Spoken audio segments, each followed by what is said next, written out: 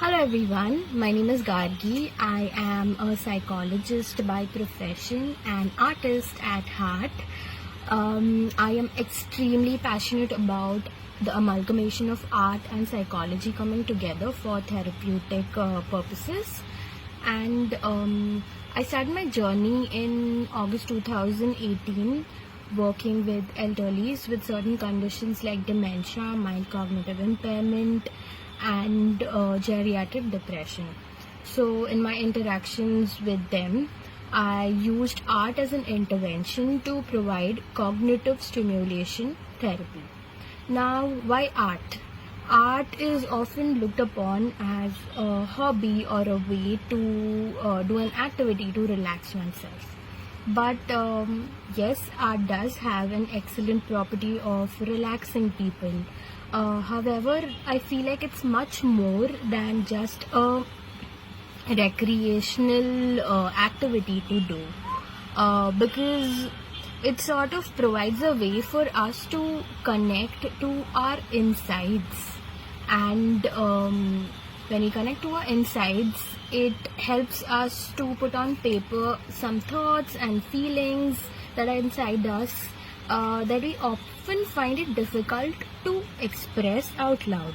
Now, when one is not able to express their thoughts, feelings in any other way, so this is a really great way for someone to put out on paper something that they do not even understand about their own selves. Now, if you're someone who is providing care to elderlies with the conditions like dementia, mild cognitive impairments, you tend to notice how the language starts getting affected as the disorder, I would say, proceeds further.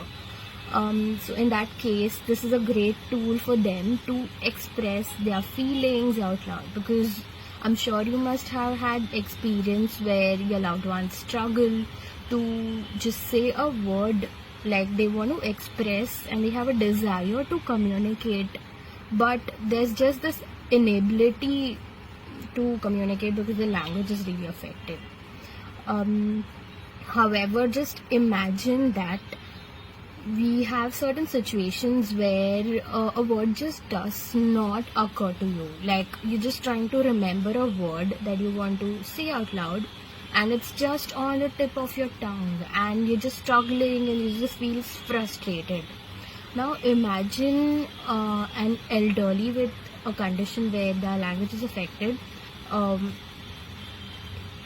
is frustrated. Now their frustration is 10 times more than the kind of frustration that someone like us feel. Like it's just way too much.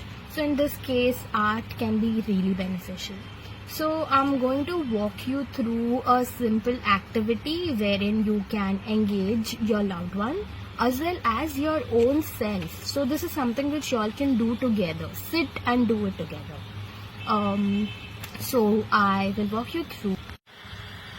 So for our activity, we are going to be using these art materials like a paper, paintbrush, some water, and also like a paint. Yeah, you can use watercolors, which are easily available, and they're much durable. Like you can use them for a long period of time. So here we go. So as we start, I want you to dip your brush in the water and just swirl it, and remind yourself that there is no right or wrong way of doing this. Okay, so all you're going to do is just wet our brush, swap a paint on it. Now I have enough paint on this. Let's get started. So I am just gonna start with drawing lines like this. See?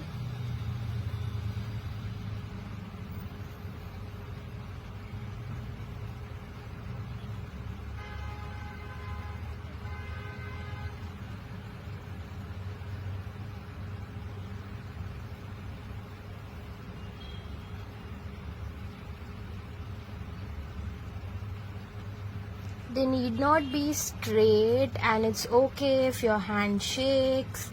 And I think a lot of elderlies also face this struggle of shaky hands, but that shaky hand can actually be used here for creating a natural pattern of lines.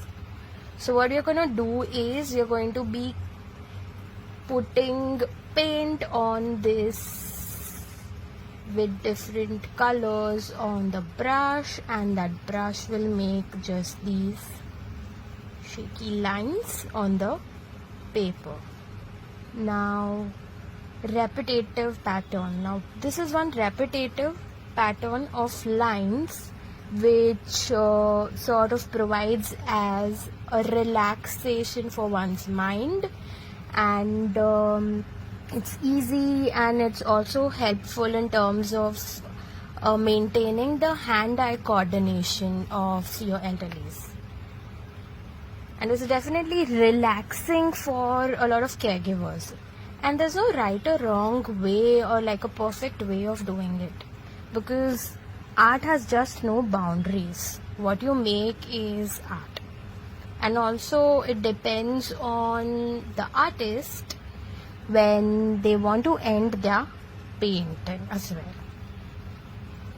So here it is. I'm just doing nothing. I'm just putting my brush and just doing this. Look how beautiful these are. And we are done. So I would really encourage a lot of people to take this up, because it's a really great way to engage yourself with art for the first time, because there are lots of elderlies who haven't even touched a paintbrush in the longest time or even in lifetime. So it's always great to just harness that shaky hands into very productive way.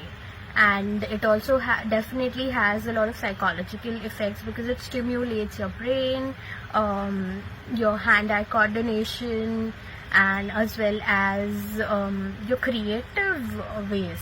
And you need not just be limited to drawing lines. You can create different patterns, and once you just get to it, I feel like the creativity inside you will just flow, because innately we all are creative and we all can do this. And more or less, this is just way beyond than making a beautiful piece of art. It is just about spending time and just being lost doing these things as well. So there's also this part to it. And about creative expressions, one might also start just making some random patterns wherein it could just be a way for them to express what's inside them. So yes, this is a great way. I hope you like this activity, and I hope you try it home as well. So we would really love to see the art works that you make. So you can definitely tag Echoing Healthy Aging when you sort of post these artworks. Thank you so much, and have a nice day.